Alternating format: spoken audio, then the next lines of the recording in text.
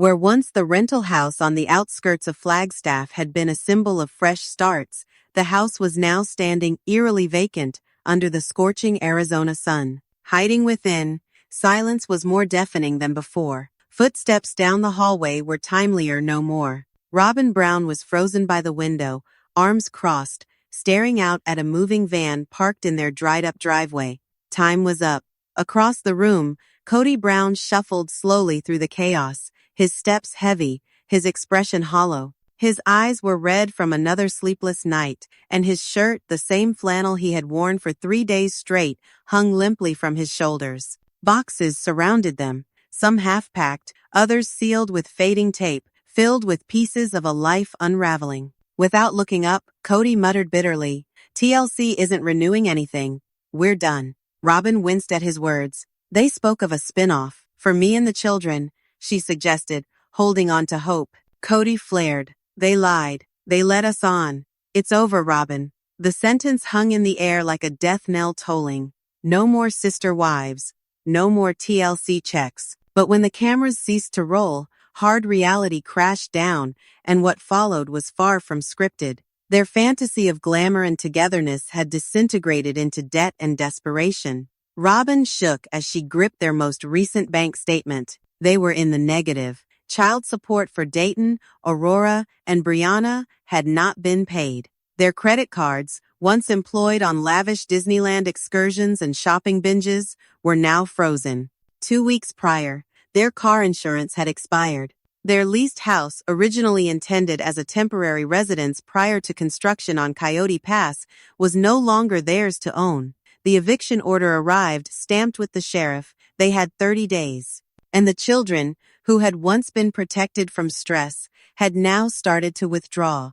Aurora would not meet the eyes of Kody. Brianna had not uttered a word at dinner in days. Dayton, who had been deeply loyal to Kody, was silently investigating disability assistance in secret. In one particularly harsh tirade, Kody burst out, "I'm doing my best," Robyn retorted in tears. "No, you're not.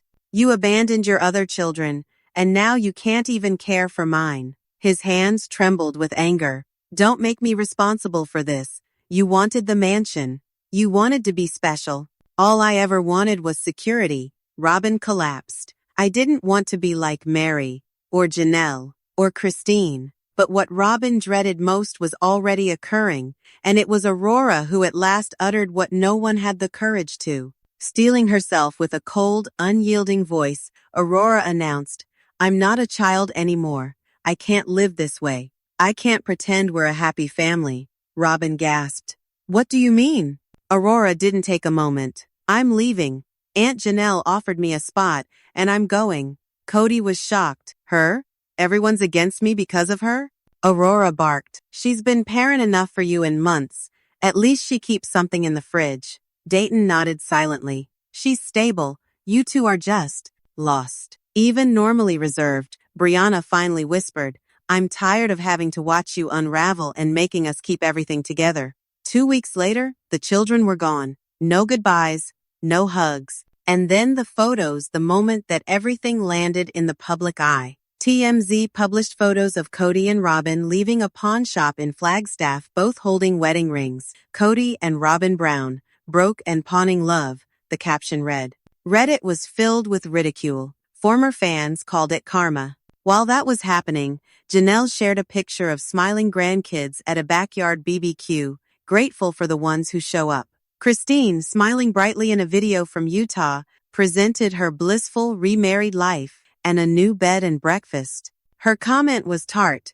"When you build your future on someone else's promise, you end up broke emotionally and financially." And as the world witnessed their demise, Kody and Robyn huddled in a grimy motel, holding on to whatever they had left. One room, one bed. The microwave crackled when operated. Kody leaned back at the foot of the mattress, holding a motel Bible, lips clenched, cheeks hollow. "This isn't how I thought it would end," he whispered. Robyn stood by the bathroom, her arms limp, hair frizzy, makeup smeared. "You promised you were our protector, that God put us together, that we'd be provided for." Kody remained silent. A storm cracked outside. Rain lashed the windows, as if the universe itself was in grief for the loss of the dream they once peddled to millions. They had no home, no family remaining who was willing to assist, no means of income, only one another. And even that no longer seemed sufficient, but Robyn wasn't yet ready to fade from existence. She had one last hope, one last email. The motel reeked of mildew and burnt popcorn. Robyn sat cross-legged on the bed, her laptop perched on a pile of bills overdue. She had rewritten the email 17 times. The subject line was, Robyn rebuilt, a sister wives spin, off pitch.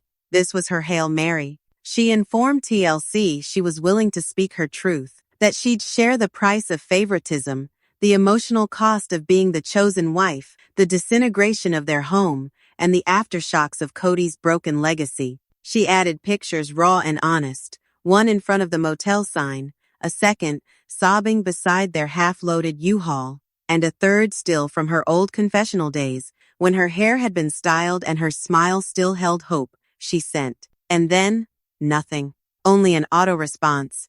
Thank you for contacting Discovery. Your submission will be reviewed in the order received. She wept into a motel pillow that reeked faintly of stale cigarettes. But as Robyn waited to hear back on a decision that never came, Kody arrived somewhere he never thought he would be. Janelle's front door. Standing outside a small ranch house, Kody clutched his cowboy hat tightly and shaking hands.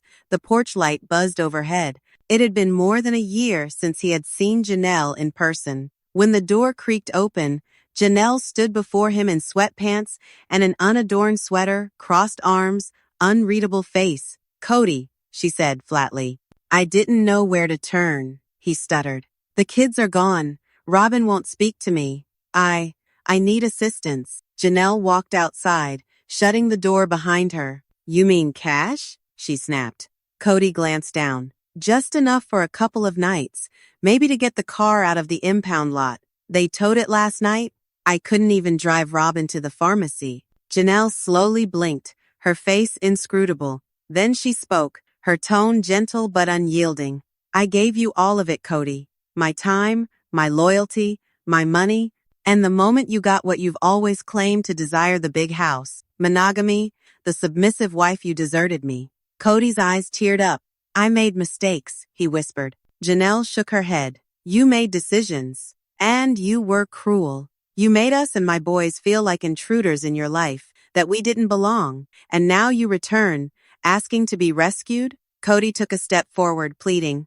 I'm not asking for good. Just assist me back onto my feet.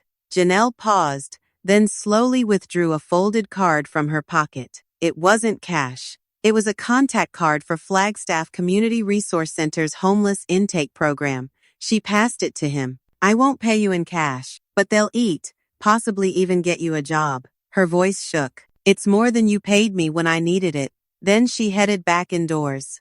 The door slammed shut behind her. Kody was alone once more.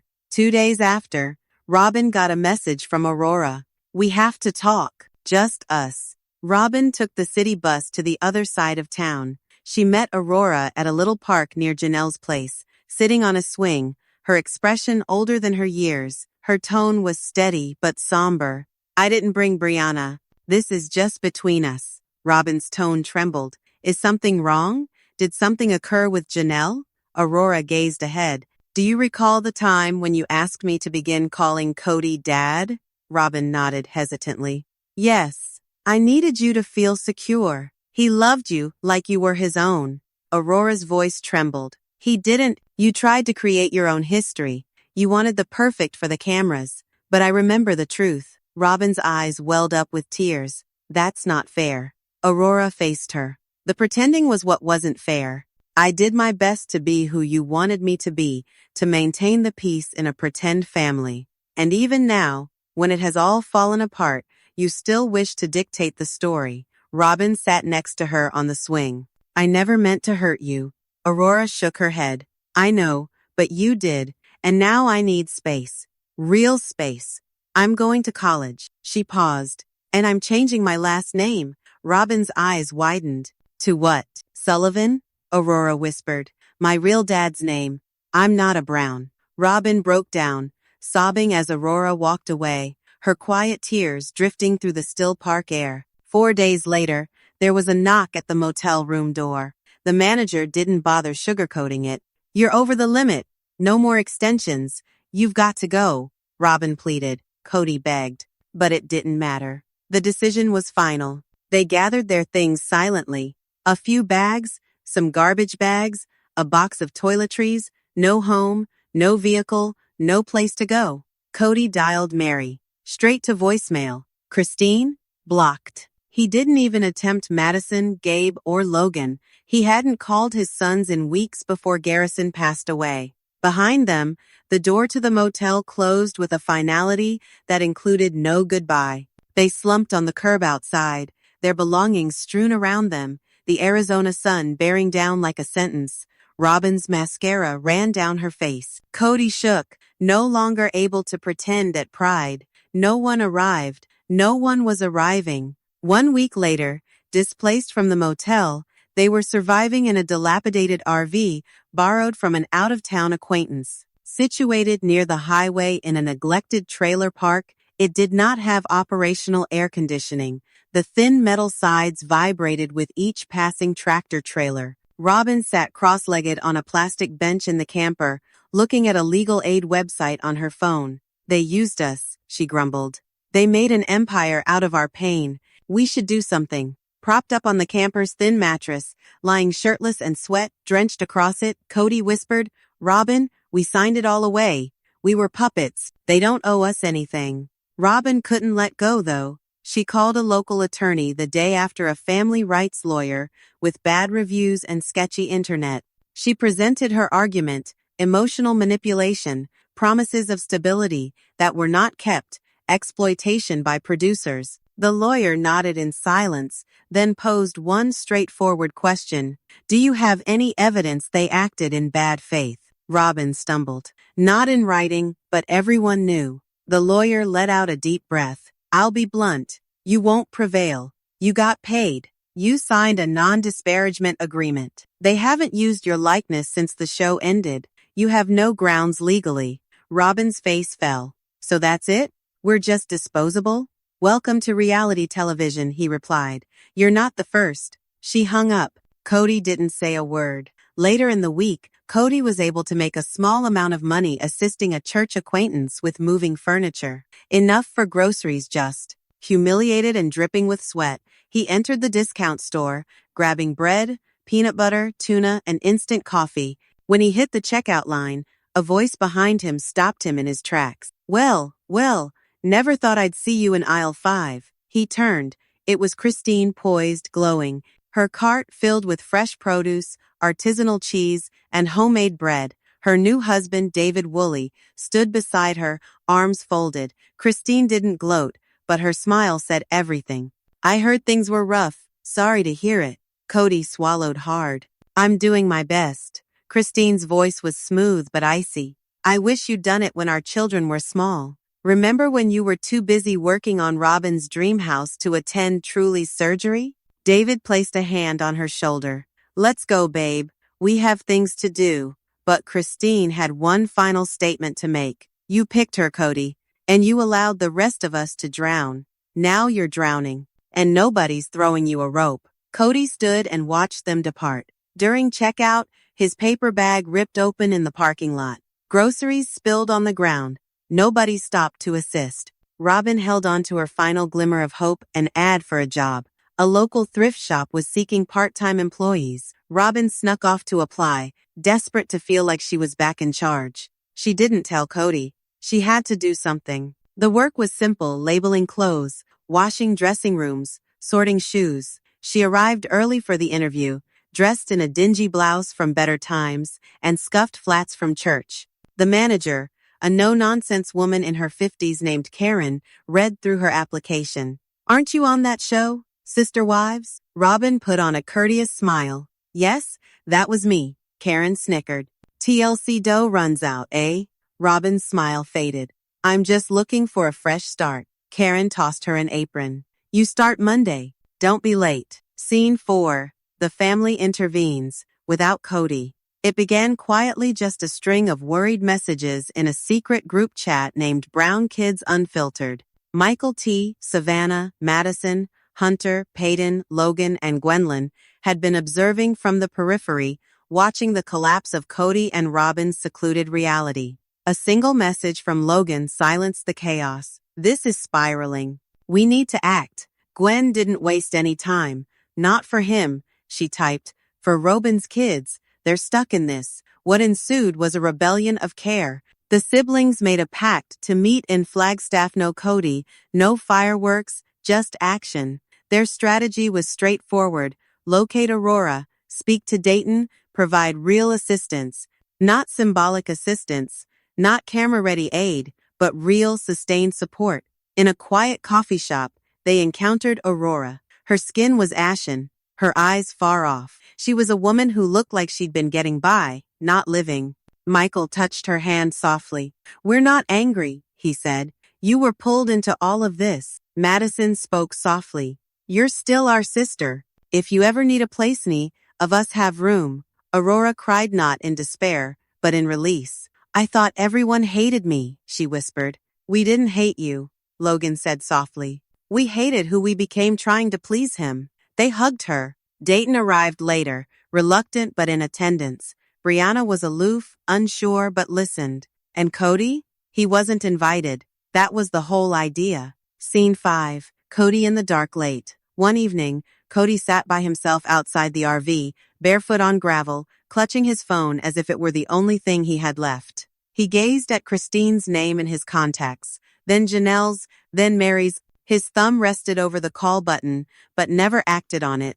Eventually, he flung the phone to the ground. He gazed up at the sky and whispered, "God, what do you want from me now?" There was no response. Silence. He was no longer a husband. His identity as father had lost significance. He was no longer leading, just surviving. An abandoned man, holding on to an identity no one trusted anymore. Scene 6. Robyn's fall from grace. At the same time, Robyn was discovering an odd sort of comfort in her new position at Penny and Dust, a chaotic second-hand shop on the outskirts of town. She sported a plain name tag, Robyn, floor assistant. Hardly anyone knew who she was. She kept her chin tucked down, applied fewer cosmetics, and shaved her hair close to her scalp, hoping to go unnoticed. But the illusion broke one Thursday afternoon. A group of college girls came in filming a TikTok challenge. One stopped mid-laugh. "Wait, is that Robyn Brown?" They whispered, giggled, then began filming her folding jeans. One girl mimicked her TLC voiceover, "I feel like I'm the family scapegoat." Laughter followed. Robyn tried to leave, but they followed, mocking her. "Is Kody sorting bras in the back?" one snorted. The next morning, her manager called her in. "We're getting too much attention," she said bluntly. "You're a liability. This isn't reality TV, it's retail. You're done." Robyn didn't argue. She simply folded her apron, placed it on the desk, and walked out the back door with her head down. Scene 7. Kody breaks in the men's group. Crying out for clarity, Kody had enrolled in a small Christian men's fellowship in a local church basement. The meeting was dominated by men grappling with loss, faith, identity. Kody only listened for the first few weeks. Divorce, bankruptcy, failures at fatherhood. Then, he lost his temper. "You all think you were betrayed?" he exclaimed. "Try directing a family of 4 wives and 18 children. I was their rock, their spiritual leader. They abandoned me." The room was quiet. Then Travis, a gentle father of 3, gazed at him. "Sounds like consequence, not betrayal." "You don't understand," Kody snapped. "I was chosen to lead families." Another man interjected softly. "Perhaps you mix being chosen with being in charge." That was the spark. Kody slammed his hand on the table. "I gave everything. They left me." The group leader stood up, calm but commanding. He declared, "This is a place for healing, not blame. You may need time, Kody." Kody ran out.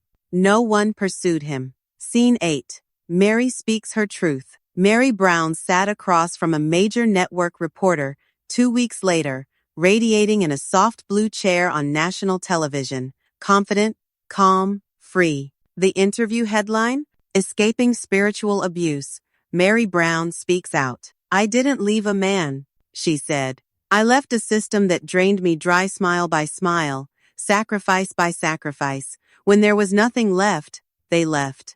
The host shifted forward. Was it emotional abuse?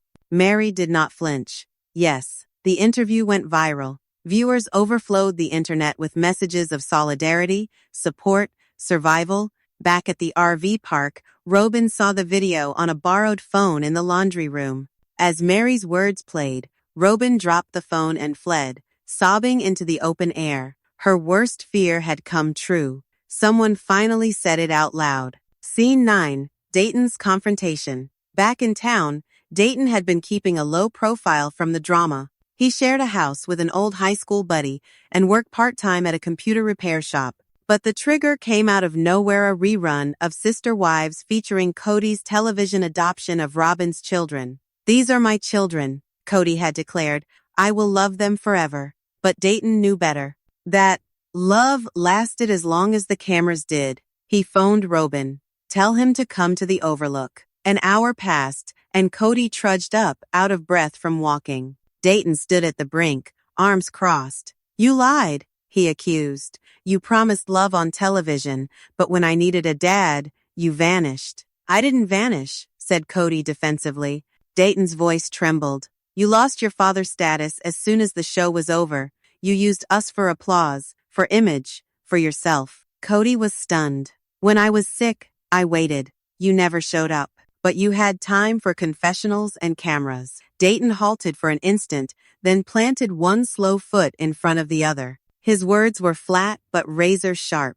Don't keep referring to yourself as my father, he told her. You never were. Turning on his heel, he left her standing behind him. At the edge of the canyon, Kody was alone. The emptiness around him rang out more loudly than any fight, the wind pulling at his hair as it might at a temptation to leave behind something that had already been lost. That evening, in the borrowed little RV, Kody and Robyn sat silently on the bed's edge. No lights, no noise, only the muffled hum of traffic from far away. The children had left. The money had left.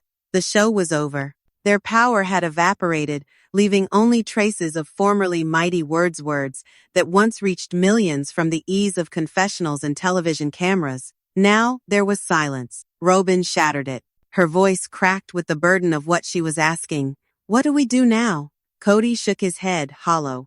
I don't know. They grasped for each other's hands, not out of love but terror. And in that instant, they both understood. The empire they had attempted to create out of favors, deception, and borrowed glory had dissolved into nothing but dust. But what if the illusion is lost? And what is left is you by yourself? In a neglected part of town, nestled between a broken-down laundromat and a vape shop, was a small mental health clinic. Robyn came by herself, oversized sunglasses covering her puffy eyes, an old leather bag clutched firmly in her lap. Her name was called. She didn't get up initially. Then she did. No one was there to hold her anymore. Dr. Elise, the counselor, was quiet and calm. Robyn didn't say a word for 15 minutes. Then it all came apart. I was the good wife, she started. I did whatever he wanted me to do. Smiled on camera, tolerated the hate, gave up being who I am to raise his children. And now I have nothing. No respect, no money. Even my children don't speak to me. Her voice shattered. I thought if I obeyed, I'd be safe. Doctor, Elise nodded. To be safe, you sacrificed yourself. Now, you're the only one left to protect you. That statement cut Robyn more deeply than any fight ever could. An hour later, Robyn was crying alone in her car, sobbing more than she had during her breakup with David. For the first time in years, she sensed something raw, something genuine, something like truth. And then, an unexpected phone call. 7 days went by. Robyn's phone vibrated. Christine's name appeared on the screen. She almost let it ring through, but curiosity or despair got the better of her. Hello, Christine replied. Her tone was calm. Robyn, can we meet? I want to speak. They met in a small cafe, just outside Flagstaff. Christine brought Michael. Robyn came by herself. There were no niceties. Christine was straightforward.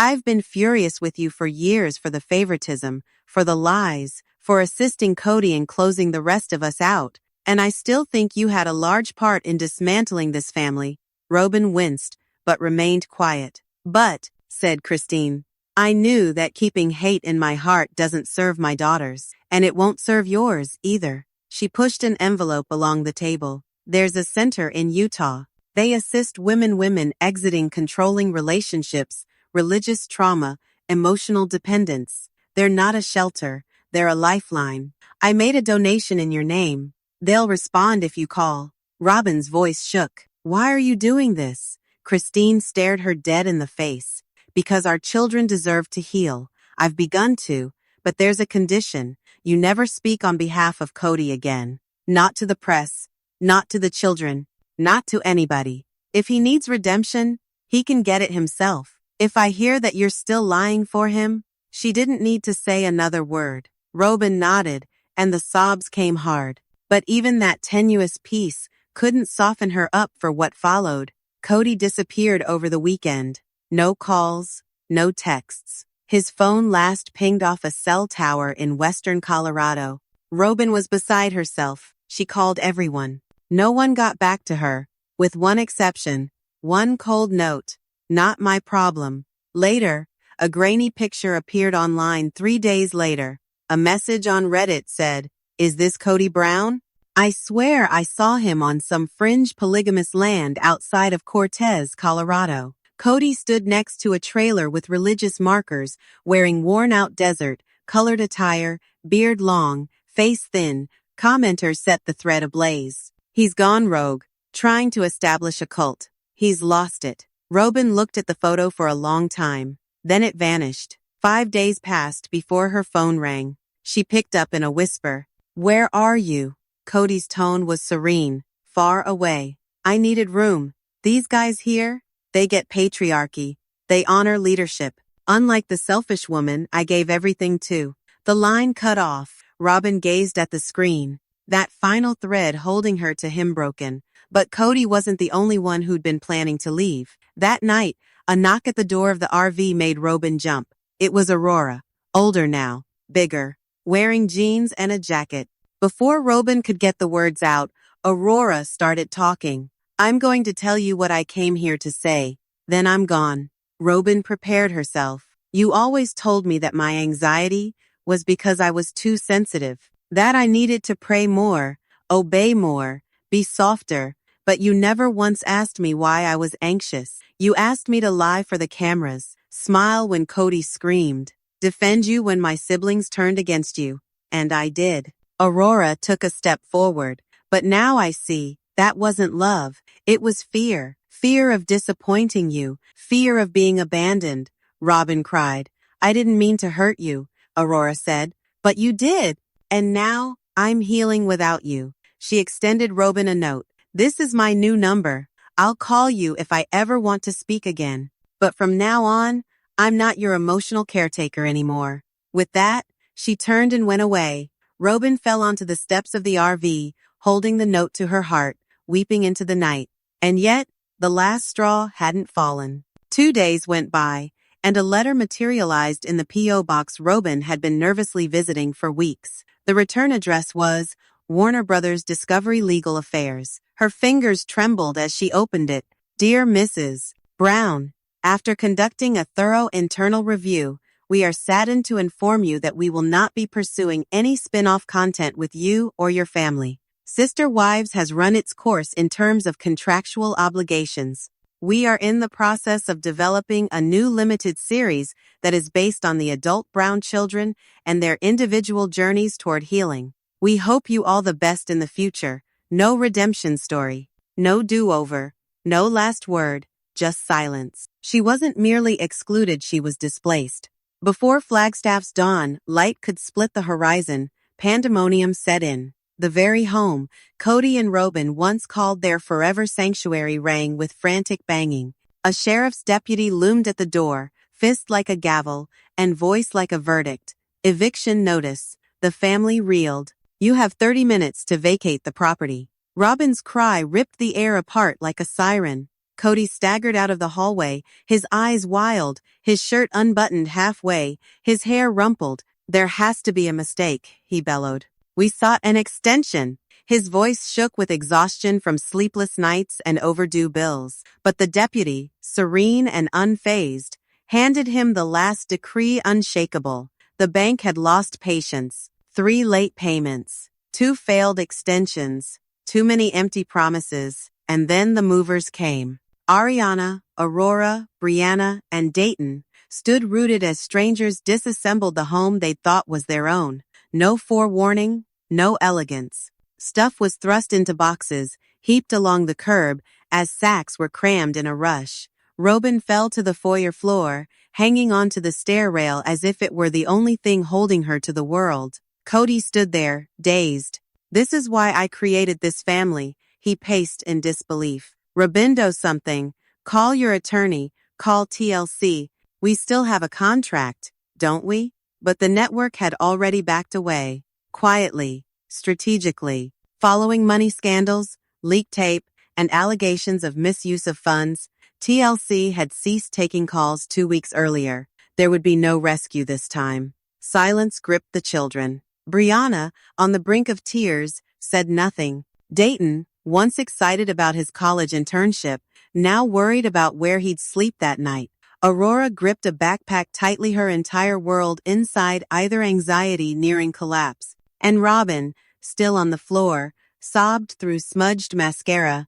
"This isn't us. We're not supposed to be like this." But no one believed that anymore. Then came the explosion. Kody snapped. He stood in the street, amidst furniture, watchers, and camera phones, and unleashed his wrath. "You did this, Robyn. I gave you everything. I gave up everyone else for you." His voice boomed as veins popped out and spit flew. Robyn, trembling, screamed back, "Don't you dare lay this on me, Kody Brown. You told me I was your soulmate. You pushed for us to adopt the kids. You guaranteed that I'd never have to work another day in my life. You stashed money from me. And what of your secret accounts?" Kody bellowed. "Dayton's trust fund? You didn't tell me about that." The kids turned away, humiliated. There had been reporters from the local news. Before long, video of the public shouting match would circulate far and wide, furniture overturned, kids standing by, 2 parents detonating in front of an audience. That moment would seal the fate of the Brown family forever. For the first time, Kody had nothing. No home, no wives, no job, no control. Just a man sitting on the sidewalk, surrounded by boxes marked Christmas decor, and Kody's office muttering, "I should never have left Mary. I should never have walked away from Janelle." But it was too late. Robyn wiped her face, inhaled sharply, and stood. "I'm taking the kids to my cousins. Don't follow us. You've done enough." One by one, they trailed behind her without a single glance back. Kody remained, alone. All that was left was shame and silence. The sort that follows a life constructed on manipulation that falls apart. The Flagstaff sky went amber as he remained still, heat wafting off the concrete at his feet. He couldn't move, shattered by a cocktail of shame, shock, and betrayal. Social media ignited. Number Kody meltdown. Number Robyn leaves. Number Brown family collapse.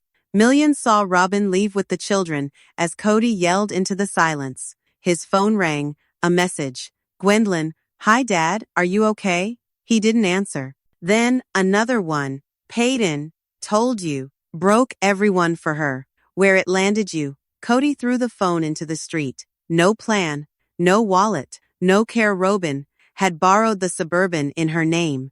Even his ID was gone, stored or stolen. A tow truck arrived to remove the furniture. It wasn't his anymore. It was merely collateral. For hours Kody roamed, dressed in yesterday's rumpled shirt. Under his breath, he staggered by gas stations and onto the edge of the city. Coyote past the land of opportunity was forbidden to him. Legally speaking, it no longer existed as his own. Mary and Janelle had wrested full ownership with a silent but ruthless legal coup with Christine's attorney. Kody never had a chance. He was too distracted by begging Robyn to make it all work. Finally, he arrived at a dilapidated motel, the one with an hourly rate and check in behind bulletproof glass. He paid with a $20 bill, crumpled up in his wallet the last of its kind he had danned, received the key to room 4. No one knew him. Thank God. Inside, the air was thick with mold and stale cigarettes.